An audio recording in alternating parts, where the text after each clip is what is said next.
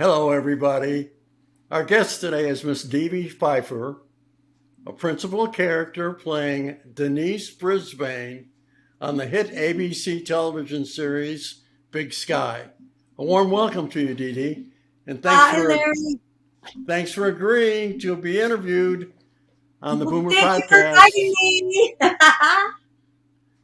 Uh, Dedee, you've been on a number of successful broadcasts such as Seinfeld, Friends, Civil, Murder She Wrote, and now Big Sky, which is currently a huge hit. That's quite a resume. Thank you. Yeah, I've been a little busy the last 40 years, huh? Yeah, I got a lot of energy. I do a lot. It's surprising I'm still like the ever ready battery. Keep going, going, going. Well, Big Sky was created by your brother in law, David E. Kelley. Now, Yes. David's name is indelibly attached to other TV series like LA Law, Chicago Hope, Boston Legal, and Ally McBeal, which is one of my favorites.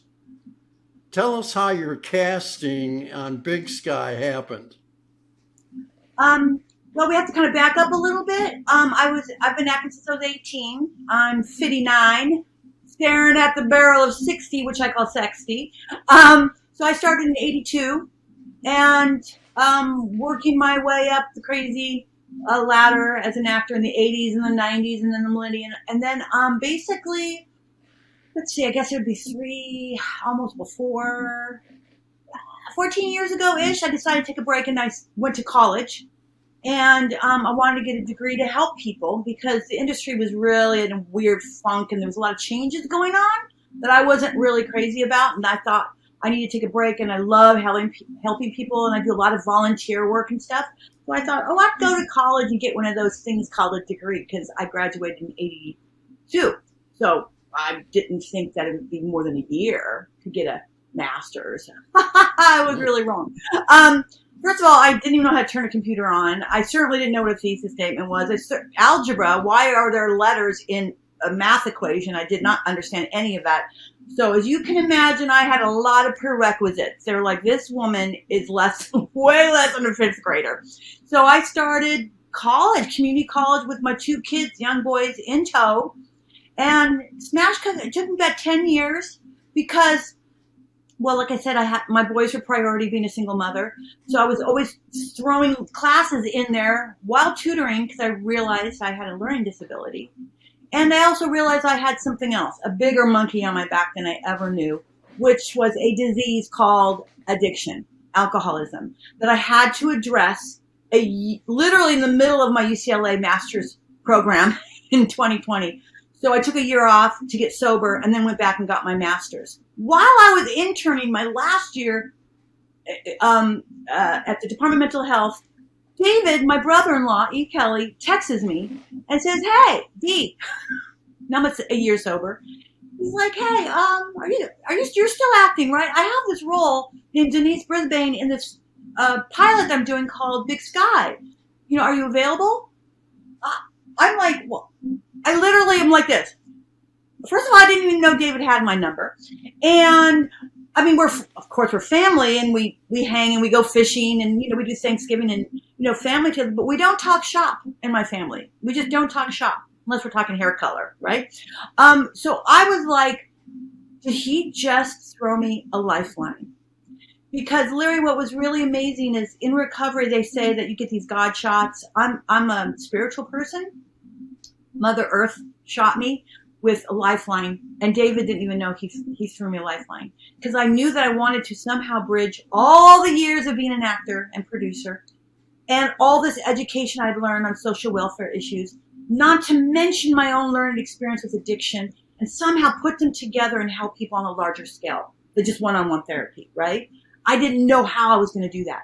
So there I was, just trusting that the universe was somehow going to figure it out. Not to mention I didn't know how I was going to pay my bills. Because after 10 years of being out of the industry and all your money going towards education and my boys, Mama didn't have much of a savings account left. And social workers barely make $50,000 out of the chute. So I thought, how am I going to do this? I just had to have faith, which works best in the dark, in the process. which is something you can't hold on to or see or feel that it was going to somehow work out. And then David sent me that text. And boy, my life just turned. Playing Denise, COVID happened. Oh well, quarantining, finishing my degree while doing Big Sky. And here I am with you, recovering out loud, doing exactly what I wanted to do, which is do publicity for Big Sky because that's my job. Okay, Mama wants to get employed again, but also help others on a larger scale. So Tell me about your boys. They're 17 and 20. And like a lot of teenagers during and post pandemic and the millennial new Gen Zers, I think they call them, they got a little lost in the noise and the confusion. Because remember, we're not supposed to go through a pandemic in your lifetime. You're not supposed to. I keep telling them it's not normal to go through a pandemic. This generation of kids thinks it is. So, and I said, we're all learning how to do this. There's no book on this, except for if you go way back to what was the Spanish pandemic, I believe, or I know I'm saying that wrong, but the last one was a long time ago. So I said, we're writing the book on how to deal with the pandemic in a biopsychosocial way. So they got a little lost, but now they're discovering their way back. One's doing online college, and the other one graduated early. He just graduated early at 17, and he's taking a leap year, I guess they call it, or a year off, where he's just going to work and just kind of figure out what he wants to do. Yeah. Mm-hmm. Let me ask you a question. If you were charged with selling Big Sky, the story that is, to producers, how would you pitch it? Wow. Well, one thing about our show is we're still waiting for our 4th season pickup. We are in no way, shape, or form secured to come back. The industry is very vulnerable right now. We're staring down the barrel of what looks pretty good to be a writer's strike. That always affects the industry. Our show is just on the bubble in general because every show, except unless you're just really making the network bank and your numbers are just silly off the charts, are you really guaranteed to come back? So we're still proving ourselves. So as we're waiting for the 4th season to see if we come back or not, Big Sky went through 3 different seasons. I would say are very different. The first season was David E. Kelley, right? He did the first 10. Very David, very dark, funny though. You never see what's going to happen. The pilot sets up the tempo of Big Sky. And I'm not going to tell you in case you haven't seen it, which, by the way, you can catch us on Hulu. But let's just say, Big Sky, we throw you curveballs. Just when you think you've got us figured out, we will throw you a curveball. We're also, I like to say, eye candy. Look at all the hot people we have on our show. Catherine's beautiful, Kylie's beautiful, Jensen, this last season. Woohoo! You throw in Reba McEntire this last season? Oh, gorgeous and talented. So we have a lot of eye candy. We have phenomenal actresses and actors that come on. We get the best actors. But we will probably shoot them or kill them or send them off to jail because they turn out to be bad. And you just never know who is going to make it at the end of the season. But it's about 2 detectives. It revolves around C.J. Box's trilogy called The Highway. The original story is actually about 1 detective, Kathy.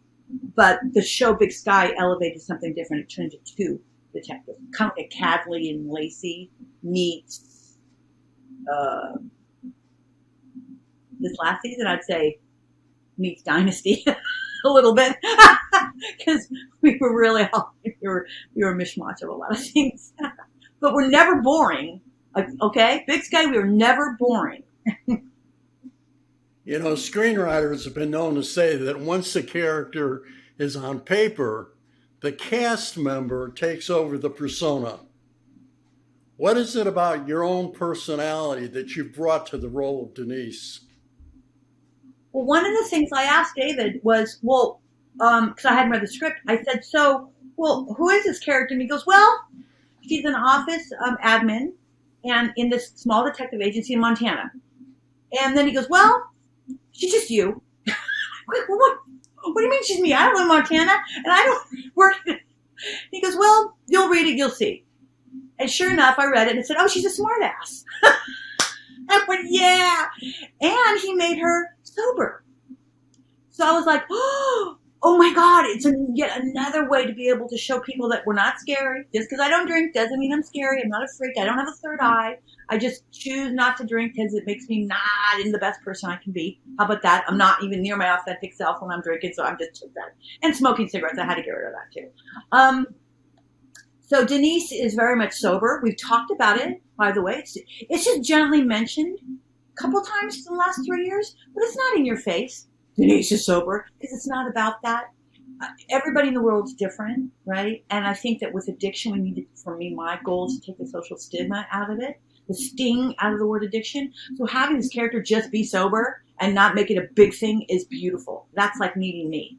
I'm like, hey, I'm a lot of things, and I'm sober, and I'm that, and I'm crazy, and I have a line behind me, and I'm on the Larry Show, you know? So Denise is, well, she's certainly a redhead. I was blonde before I started the show because Kylie and Kat, they're brunette and blonde. So I took one for this team. I went red to kind of create another little color. The three of us are the principals on the show.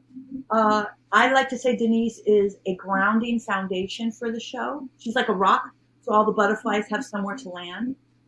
I think she's the heart of the show. I would hope that my social worker skills and my bachelor's in psych and my humanitarian skills come out through Denise. There's a lot about Denise we don't know, by the way. If you watch the show, there's a lot of little things that kind of come out in the dialogue that have led most of our fans, the first 2 seasons, they're convinced I'm one of the bad guys. They're convinced that I'm in on all this shit that happens in Big Sky. The first season was Legarsky and the sex trade, and then we went into drugs, and then we went into all these like creepy elements of the bowels of society are the bad guys, right? And everybody was convinced that Denise was in on all of that somehow because they're like, there's no way she's that good, and we don't know enough about her, so they leave these blankets of moments. You, the audience, get to fill it in. So of course you're gonna make me the mole, right? Because they're like, Denise is in on it. So when I told David the second season, I was having dinner. I said, people think Denise is in on it. And he goes, I know, I heard that. And both just started laughing. And that's a freebie because that's fun. And they're like, oh yeah, Dedee Pfeiffer goes on interviews and she said that she doesn't know what they're talking about. She's in on it too. I love that stuff. That's a freebie on a show. I mean, I don't know if I'm in on it or not. I mean, no one knew what was going to happen to Ryan Felipe's character the first episode in the pilot, which I'm not going to mention. Spoiler alert, right? And Legarsky, spoiler alert, and Ronald. I mean, and Reba this last season. Oh, and Rex, Lynn. Everybody takes one from Big Sky. Well, you've got a pretty serious set of dialogue in the third season when you're captured by, what's that boy's name? He's played by Rex Lynn. And that's actually Reed McIntyre's boyfriend in real life. Rex Lynn, and he played oh no, Larry, you caught me. I'm in hiatus. Can you tell? I'm like, my brain's like, I'm like vacuuming and cleaning litter boxes and taking my dogs for a walk. What is Rex Lynn's name in the show? It's Sonny and Buck. Woo. Buck, yeah.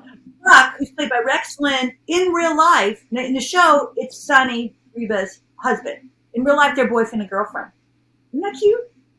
The nicest man alive. And he played such a bad guy. Great scenes with him. When we freeze our asses off out there in New Mexico, there was snow on the outskirts of the camera. You couldn't see. We're sitting there like with this shirt. I was like, oh. There's a number of bad guys in Big Sky in all 3 seasons. Yeah, why don't you tell us about the first scenario of danger as it plays out? Who's involved and what happens to them? The first season, it would have to be the sex ring with God, there's so many. It's Legarsky, who's the town sheriff, right? Who comes off like just a good old guy, and he befriends this truck driver, who is this young guy named Ronald, played by Oh my God! Do you see these brain farts, dude? It's like, is it just me, or am I getting older and my brain just goes? And I love him, and we text each other, anyways. Oh, Brian Garrity, and Brian's character's a trucker, good old American guy, but he's got some issues. Some did not feel for him. They didn't care about how messed up his childhood was. They were like, the guy needs to just go to prison or die, right? Legarsky, he was more complicated as well. He loops into the second season because his twin brother comes back and explained a lot of why he was the way he was. So basically, they're kidnapping women, and selling them off. And then the two lead girls run into this hornet's nest of ugliness. And what I like about the first season, audience is in on it. The audience knows who's the bad guy. They know what's going on. The two lead girls and me, we don't. So really, our show kind of flips it around. It's not like the audience doesn't know. But we do throw them curveballs, right? Like with Jesse's character, Jesse James, she played Jerry. She was one of the girls who was accidentally kidnapped. She was an accident. She turned out to be trans. And then there's that really interesting moment between she and Brian's character, Ronald, where he falls for her accidentally, and then that makes it even more complicated. Two girls who, again, accidentally got kidnapped. Generally speaking, it's the indigenous population of women that get kidnapped. In our show, CJ Box wrote it differently, and then David wrote even changed the characters again into these were two girls that were like accidents. Ronald kidnapped the wrong girls, and then it goes layers and layers. Then you have the how are we going to get these guys right? That's what the whole first season's about. Watching the two girls get close, dangerously close. And you can see them just playing with fire. They're playing with really dangerous characters, but they don't know it, right? But the audience does. So I'm going to say the first season is a lot of that. And Denise just grounding, because our show is really, we get dark and serious. And then when you go back to Duel and Hoyt, where Denise says, my character tried to lighten it up a little bit. Kind of life, right? Yeah. Where did the transgender character come from? Did that come out of the book? Nope. That was a lot lizard. It was a Caucasian young girl who I believe had one scene and dies. She was basically dead death. Her body was no longer with her soul in there with the girls in the book.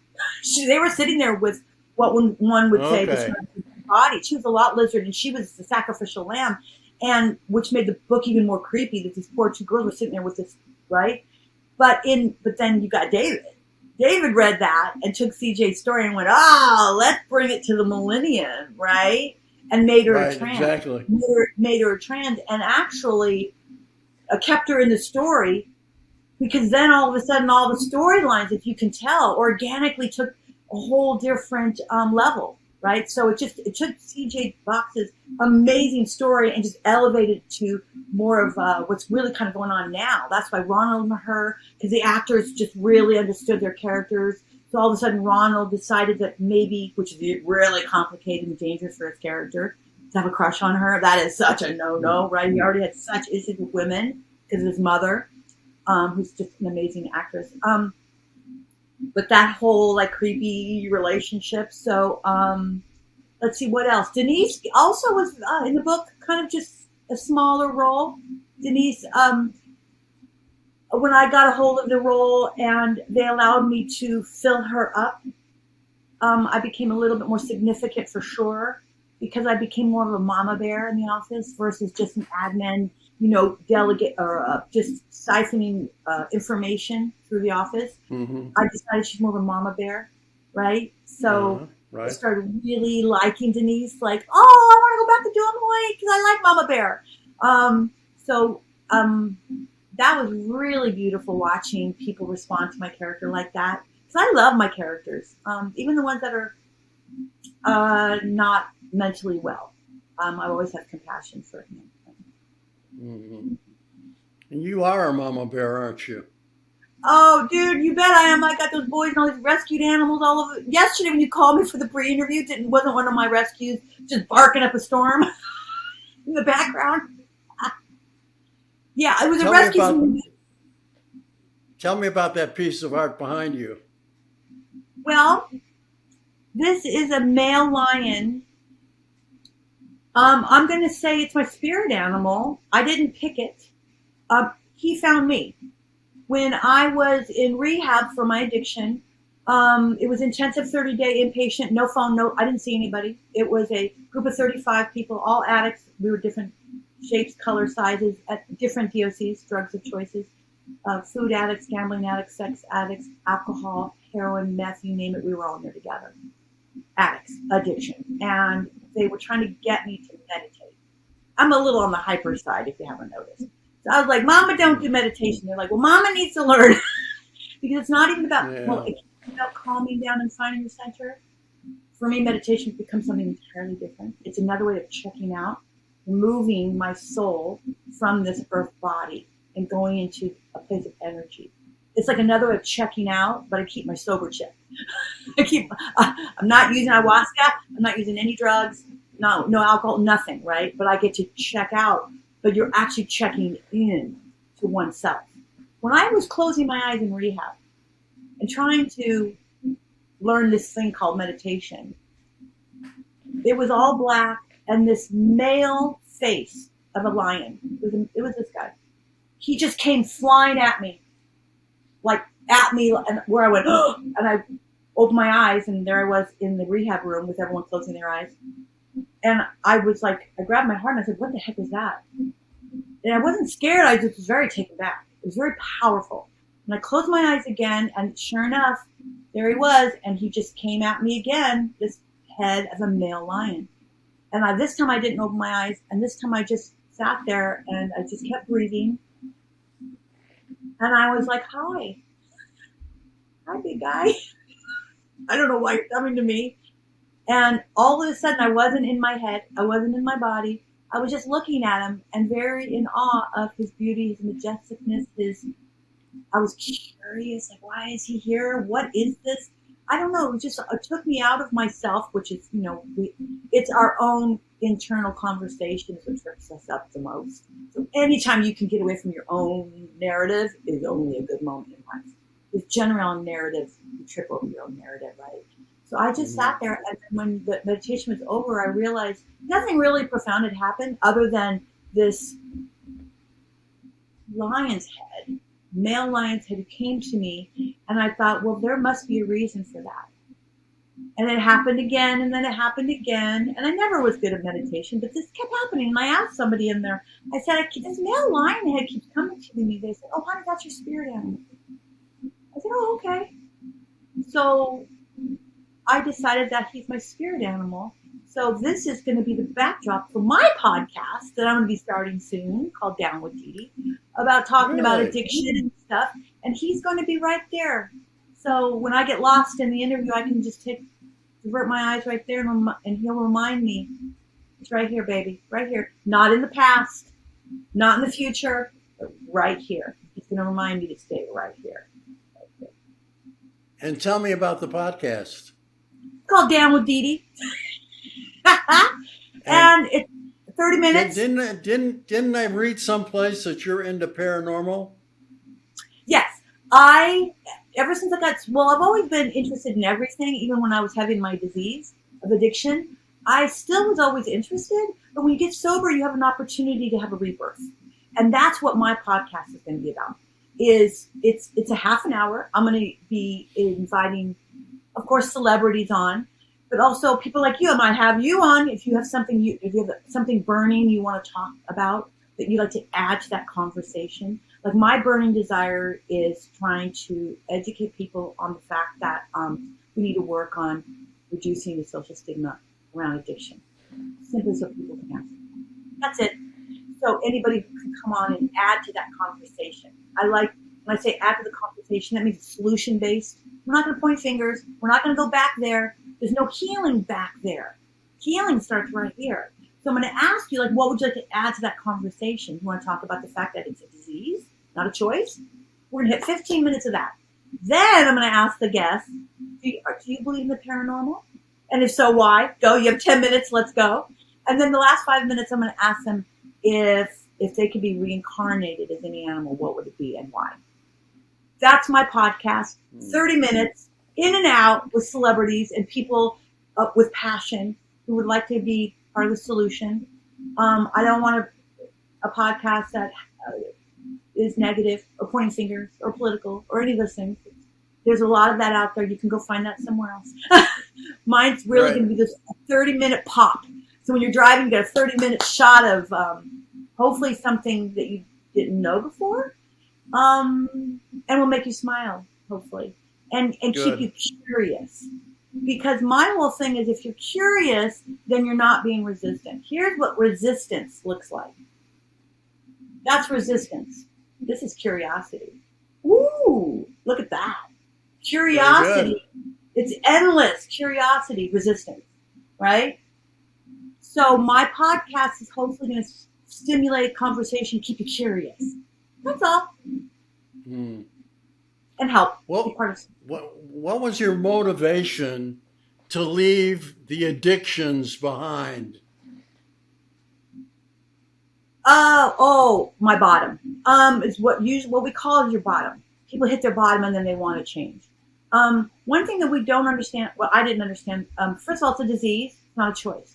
People like to think, why can't she just quit drinking? Why can't he stop doing heroin or meth or sleeping with everybody in the world or stop spending the money? And these are all addictions, right? What happens is somebody hits their bottom. I can't tell you what your bottom is.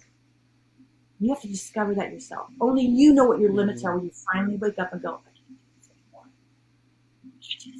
And it might mean losing your home, losing all your money, your children, your relationships, find yourself without a home, find yourself now raped on the streets. Now we've got a mental illness in there. I mean, it could, and still not hit your bottom. Still not even there. It's very subjective. It's very individual. Most people wouldn't have to even get near that before they hit their bottom, right? So it's not until you hit your bottom that you ask for help.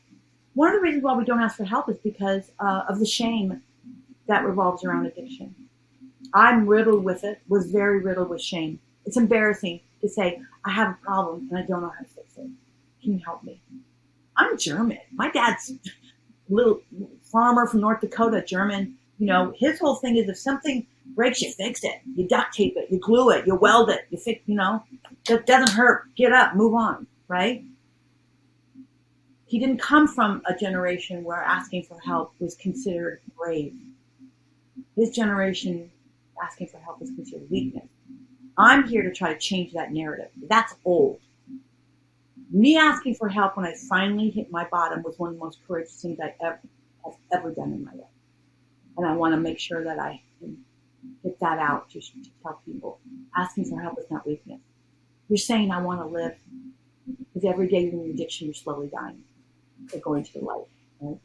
So for me, it was just years and years of trying to quit drinking, trying to quit drinking, and failing at it because I didn't know it was a disease and I didn't realize the kind of help that was out there. It's just so beautiful and genuine. Other people that are in recovery are some of the most amazing people I've ever met in my life. And when I went to rehab, Larry, I'll be honest with you, I always felt like an outcast in my life. I went to rehab and I found my peeps. I always say this. I went to rehab and I didn't know any of these people's names, but I heard their stories and I went, oh, that's me. Oh, that's me. Oh my God, they're like me. They've always felt like an outcast. They're super sensitive. They're hiding their pain. They have trauma buried deep down. They were me. And yet we were each other. And then that's where it's called support. And then you all get together and you can learn to heal together and support each other. And so I'm going to say I hit my bottom. It was at the very end of my first year at UCLA getting my master's, 2019. And did your boys know that you were in a ditch? Yes, I don't think anybody who's around somebody who's active in their disease doesn't know what's going on. They just don't know how to approach it. They don't know what to say. There's often blame. You mother-loving drunk. Ah! That's not helpful, by the way. If you have someone in your family who's an addict, Calling them calling them a drug user, calling them, these names is never helpful. I promise you, because they're already slowly dying, and no one wakes up and says, "Hey, I want to be an addict." That sounds like a good idea. That's not what happens. So the best you can do, and my kids didn't know how to talk to me any more than my family knew how to talk to me or my friends, right? It's a very hard thing when you have somebody around you who's active in their addiction. That's what it is. Versus like right now, you're looking at someone who's not active in their addiction. You're active in your addiction. There's no such thing as clean and dirty. You heard that? Is he clean? Is he dirty? To me, all that is old way of talking about addiction. To me, all that sounds like to me is you need a shower or not. I mean, falling on and off the wagon. No, it's not about riding the wagon. Trust me, kicking addiction is a hell of a lot harder than jumping back on a wagon. I mean, it's truly because a lot of people, if you look at the stats, look at all the people that are dying, right, daily from addiction. It's not a pretty number. More than COVID, actually. So was there a celebration when you knew you were done? I don't think you're ever done. Did you celebrate? Yes. Well, you certainly celebrate your milestones. 1 day sober, 1 week sober, 1 month sober. Because when they say 1 day at a time, they're not joking. Some days it was 1 minute at a time. Because it's hard. Because when you've been working one way your life, right?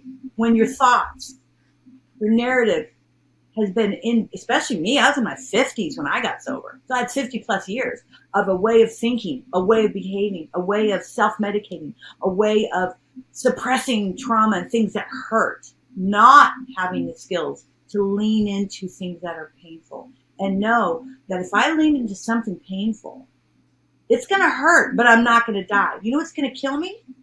Running from that pain and continuing to use your DOC, your drug of choice, to hide the pain, to run from it. That's going to take you down. Not leaning into the pain of why you're running. And we don't talk about that, right? Mental health issues. We're just now talking about that, which is I'm so grateful to be alive right now to see that we're finally talking about mental health issues. We're talking about addiction, right? And I'm so even more grateful I get to be part of the solution.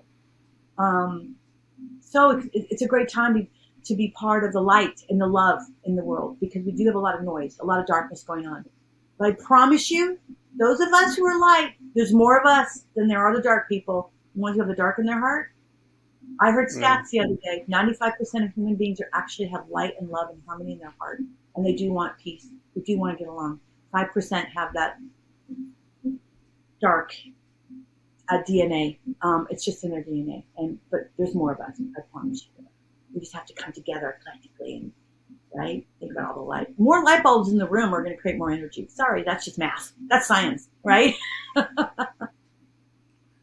In retrospect, what do you feel are your greatest accomplishments in life? Oh, I love that question. You're so sweet. I've had a billion podcasts. No one's ever asked me that question. I'm going to say my boys. I have a 20 and 17-year-old. I raised them all by myself. That was never my intention. That was to be a single mother of 2 boys. And the fact that they had a mother who tried so hard to be the best that she could, considering she had this monkey on her back addiction, which, and now watch me almost 5 years sober, watching me do that. My best accomplishment would be to show them what recovery looks like, to show them that, you can be riddled with trauma and it's okay. There is a solution, right?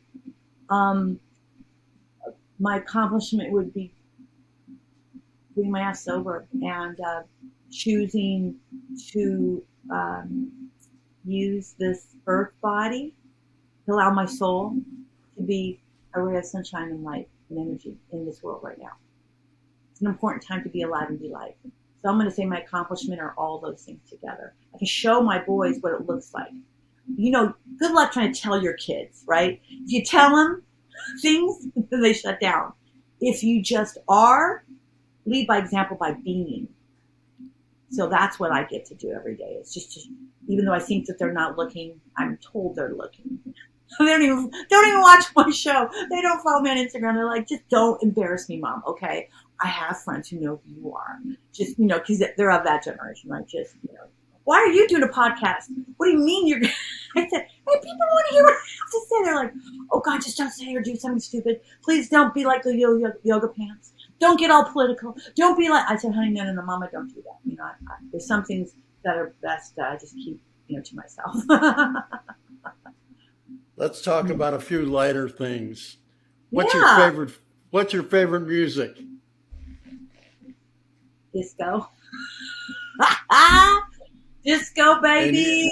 Oh, really, Oh yeah, I was there. how old were you during the disco era?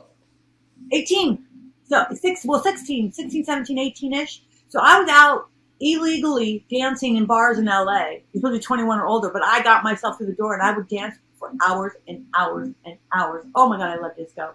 It's funny, both my sisters and I, Michelle and Lori, we still like, man, you play one of those disco songs, we just, oh yeah, Odyssey, Seven Seas. Anyone from Maryland knows exactly what I'm talking about. Those were the clubs you went to, the Odyssey and Seven Seas. Yeah, disco to this day, good old fashioned disco, the real new stuff when it first started. Oh, so just the best. Lately I've been listening to happy jazz. That was because I went to Columbia for a week and learned from Dr. Joe Dispenza how to meditate into the quantum field. It's a long story. Anyways, it's what people are doing with ayahuasca right now and mushrooms and hallucinogens. I don't know if you know that people are like literally leaving their bodies, but they're using drugs, right? Legal drugs. The shamans and all that. I learned how to do that, but with no chemicals, nothing, And when I came back, I had this urge to listen to beautiful jazz in the morning. And my boys went, thank God she turned the disco off. Thank God she went to Columbia for a week.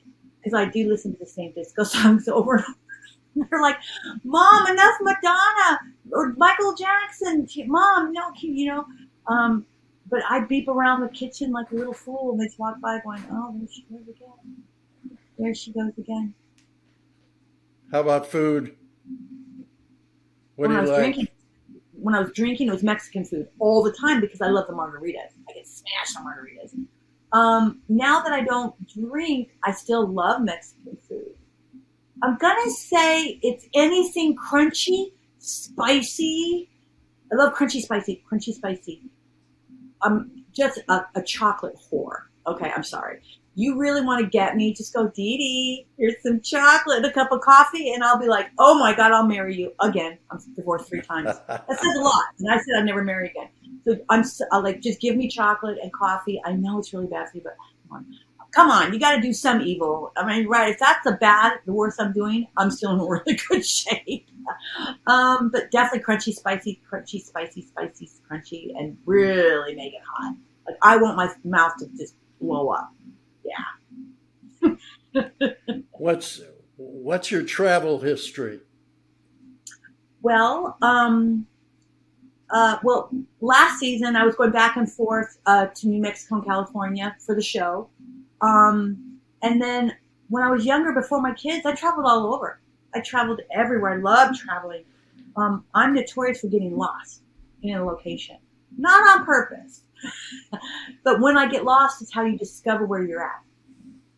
You start to look at things around you versus left at the light, right? You start to look. Oh, it's left at the tree. Left at this cathedral. Oh my God, what a beautiful building. I didn't even notice it, right? So travel history, been a lot. God, I don't know how many states. I'm not sure if there's many states in the United States I haven't been to. And then I've been in Europe. And then a month ago, I went to Colombia. Dude, that was by accident. You want to know Dedee Pfeiffer? This is Dedee Pfeiffer in a nutshell. I'm recovering from gum surgery because I had gum disease really bad. So they opened up all my gums, cleaned out the disease, and then literally stitched them back down. It's about as horrible as it sounds. I highly suggest you take care of your teeth, people. Brush and floss, okay? Don't do what I did. So anyways, I'm recovering from gum surgery, and my sober coach says you really have to go to Dr. Joe Dispenza. You're going to love him. And then there was another cast member, which I don't want to mention, but she's also on Big Sky, who was mentioning she had also been learning a really beautiful way of being mindful from this other person. I didn't know these two people who didn't know each other were talking about the same person. So I was just messed up enough, recovering from surgery, and one of them called me and said, "You have to get tickets. They sell out in a minute. It's a 7-day retreat, and it really allows you to go deeper, deeper, deeper. And I think it's the missing piece you've been missing, Dedee." And I said, "Okay." So I got online and I bought a ticket. Well, then I realized when I went to get to my hotel, they were talking in Spanish and English, not French and English, because when she said Colombia, I thought she meant British Columbia, which is just a couple hours up north. Right. And we filmed last year in Columbia. I know Columbia, or British Columbia. I know Columbia, right? We spent the whole first season doing Big Sky up there. So I went Columbia, and I looked at the map. I went, wait a minute. I just bought a ticket to go to Columbia. So I tried to go in and cancel it. So I was like, wait, I can't go. What am I doing? I'm going to Columbia. Well, it says non-refundable. And then I realized, this is like midnight, and I realized, well, Dedee, that's what my dad used to call me, I think you're supposed to go to Columbia. I don't know why. Your boys are going to kill you. And I went downstairs, and I said, guys, I'm going to Columbia for 7 days. And they're like, what? Why are you going to Columbia? I said, well, I didn't mean to go to Columbia. I meant to go to British Columbia. But now I'm going to Columbia. And then my friend who told me to get the ticket, she couldn't go. So now I'm like, now I want to Columbia by myself? So I don't think that there's mistakes in life, because then my other friend from the cast member, who I won't mention, went.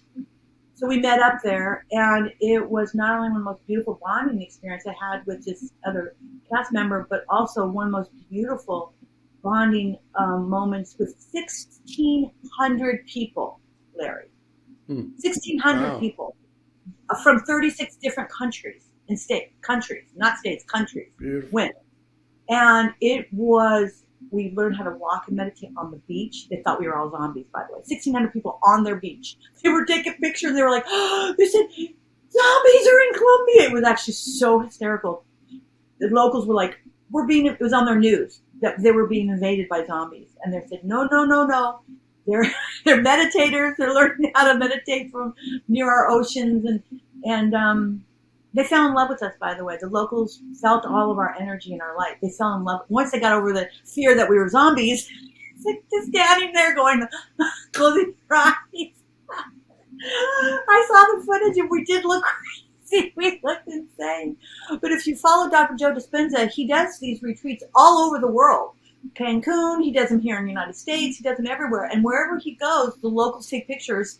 And they think that they've been invaded by zombies, and it always hits their local news. So yes, Dedee Pfeiffer was a zombie for 7 days.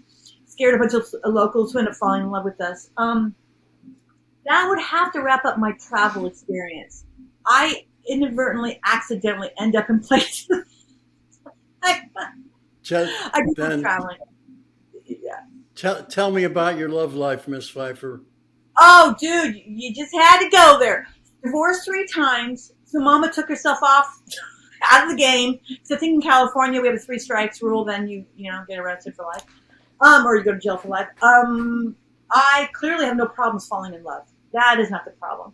And I'm not gonna say I fell in love with assholes, because that is also not the truth. Actually, the men that I've have fallen in love with and dated and or married have been really great guys, just not a good match. So they went on to marry other people, right? I had children with the second husband, and boy, he made some good babies. My sons, I'm telling you, man, I do that all over again if it ended up with my boys. So since since my last marriage, I have not dated, and that was it all. This is 5, 6, 7. I'm just under a decade. I have not dated. Not purposely. First, I was so heavy in my disease. I was busting my butt trying to raise 2 kids and go to college and get a degree. Then I went right into Big Sky, COVID, quarantining, Canada, again with my boys, and then sobriety, just trying to keep my ass sober, not relapsing a whole year, right? I've been so busy trying to get so many things that were important to me right, that my love life was not even on there. It was almost like there wasn't any room for it, and I don't think I was in any position to be dating anybody, because I was still learning so much about myself. So funny you mention that. I feel like I am ready now to open up my heart to let somebody in. I'm excited about the possibility of experiencing what will have to be the first time in my life, a healthy relationship. I see what they look like. I have people in my life who have those. I've never had a functioning relationship myself. So I'm looking forward to that. That will be a rebirth for me. I'm just experiencing rebirth after rebirth after rebirth in my 50s. So I kind of want to go on one of those dating sites, but I do wonder what people would think. Dedee Pfeiffer's on not Tinder. I think that's more of a, get hit up and leave. I don't want to do that. That's not going on. Like I wouldn't even know where to go. I'm not religious. I wouldn't do me harmony.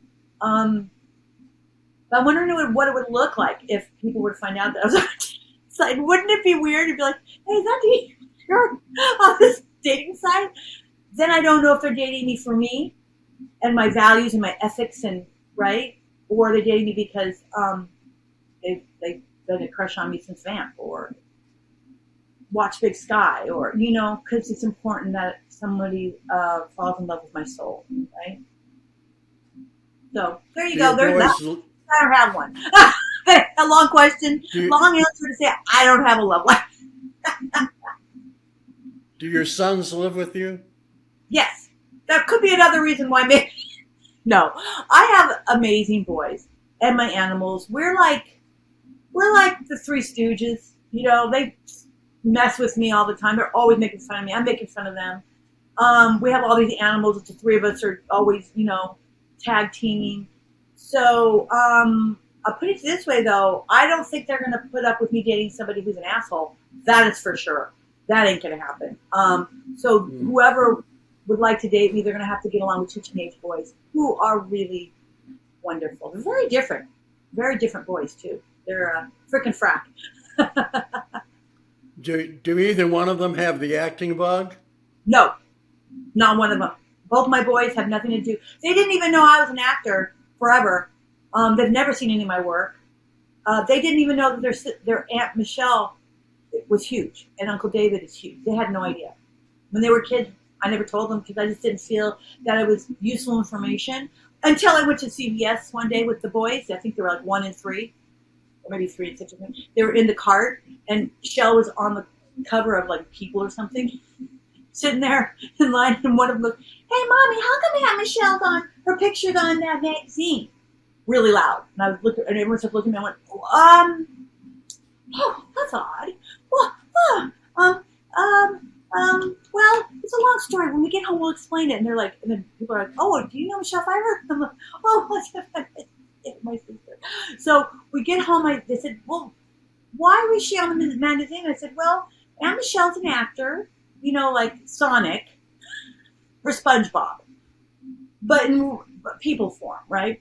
And like iCarly or whatever it was I used to watch, like The Wiggles, but for big people."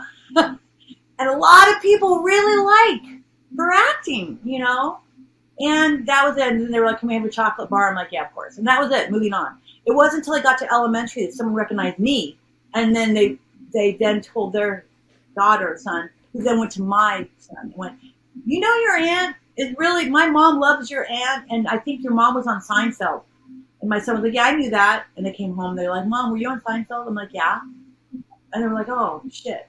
So they kind of discovered along the way.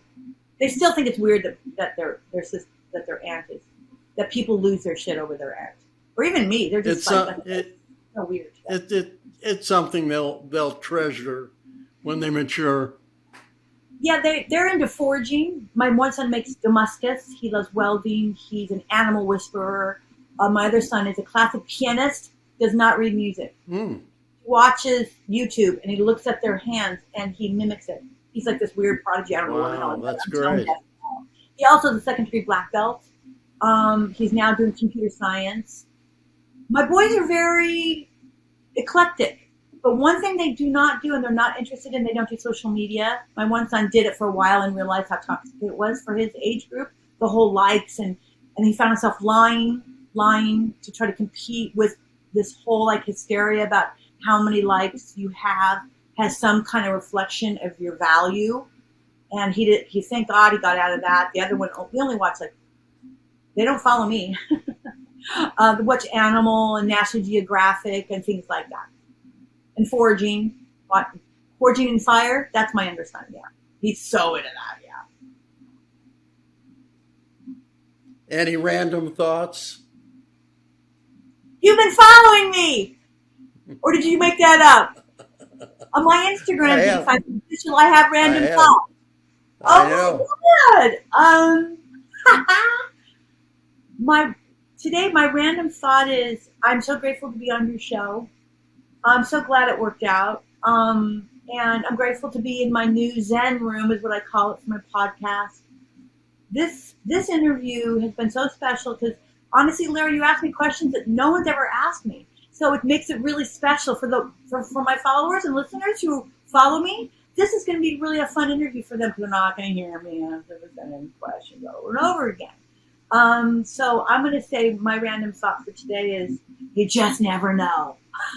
So keep There you curious. go. Keep curious. Don't go in resistant. That's why yesterday, remember, we did the pre-interview? I said, oh, baby, let's just turn the camera on. Let's just go. Let's just see what happens. I'm much better unscripted than scripted. You're gonna have a wonderful podcast Thank you. because you have the energy. It takes energy, and you have the energy. Thank you. No question. No question. Thank you. I'm also going to throw in some of my animals just for funsies. I'm just going to have one of them like walk by. Great. Thank you so much for that. That means a lot. That means a lot because yeah. Thank you for being with me today. Thank you, Larry. You're such a special man. I appreciate it. Will you come on my podcast? Yeah, sure. Just You're send like, me an email. Send me an email. I will. Follow me on Dedee Pfeiffer Official, and I'll keep you up to date as to when we're going to launch it. You're going to hear a lot about it. And I've already been teasing my followers a little bit. That's good. It was going to be called Shooting the Shit, but then I discovered that wasn't such a clever title, that a whole bunch of podcasts are called Shooting the Shit. And because I thought I was really like, once again, being all individual and special, and my producer went, "You're not that individual or special because that's a very common type." So I was going to do Dedee, and then my sister Michelle goes, "How about Down with Dedee?" I'm like, because I already figured out my title. Don't mess me up. And I drove home going, God damn it, she's right. That's much better. Down with Dedee is much better. So I hate it when your sister's right. Well, you should consider coming back here. Yes. To give us any updates on hey, what's why going don't you on have with you. when the show comes back? Because I'm gonna say when the show comes back, not if. Put it out there, right? Okay. When good. the show comes back, you invite me back, and we will have an awesome time because I'll put it this way: when we come back, there's gonna be a lot of changes that I'm gonna give you an interview for sure, and your followers. All right. Good. That sounds wonderful. Thank you, sweet woman. I appreciate it. Thank you, sweet man. Have a wonderful day. Stay well. Thank you, you too. Bye-bye.